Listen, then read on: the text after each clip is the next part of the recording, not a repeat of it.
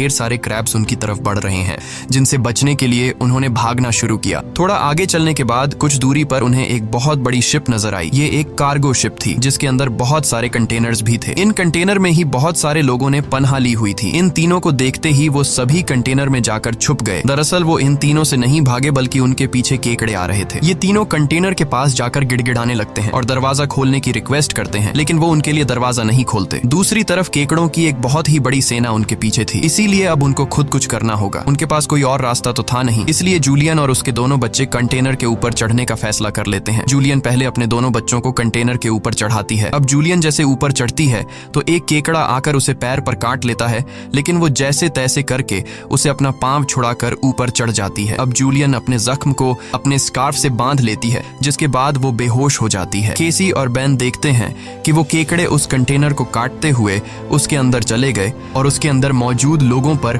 इन केकड़ों ने हमला कर दिया। अब वो लोग अपने पास मौजूद हथियारों से उन केकड़ों को मारने की कोशिश तो करते हैं, लेकिन केकड़ों की तादाद बहुत ज्यादा थी। ये लोग उनके सामने नहीं टिक पाते और केकड़े कंटेनर के अंदर मौजूद सभी लोगों को मार देते हैं। अगली सुबह जूलियन को होश आया।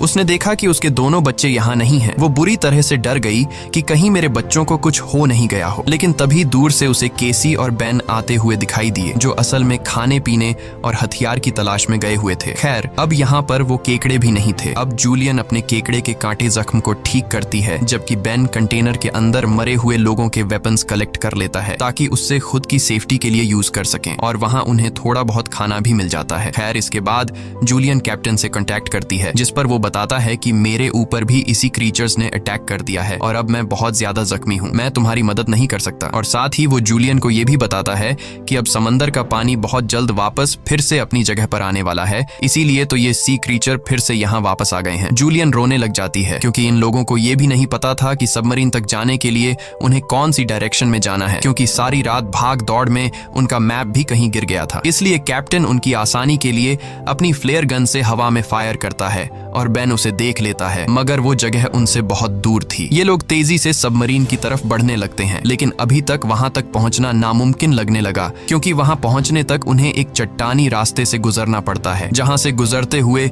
उन्हें शायद फिर से उन केकड़ों का सामना करना पड़ सकता है, जिससे उनकी जान जा सकती थी। अब केसी को भी अपनी माँ पर तरस आने लगता है कि उनकी माँ का क्या होगा। कैप्टन तो हम तीनों में से मुझे और मेरे भाई को सबमरीन में रख लेगा, लेकिन जूलियन का क्या होगा, क्योंकि अब कुछ ही देर में पानी आने वाला है। जूलियन केसी से कहती है कि तुम्हें ये सब सोचने की जरूरत नहीं, जब हम सब मरीन तक पहुंच जाएंगे तो वहां डिसाइड करेंगे कि हमें क्या करना है, और कहती है कि चलो आगे बढ़ो। वहां से आगे बढ़ते हुए उनकी किस्मत उन्हें एक बार फिर से धोखा देती है। वहां पर लैंडस्लाइड होने लगती है, जहां जूलियन जो सबसे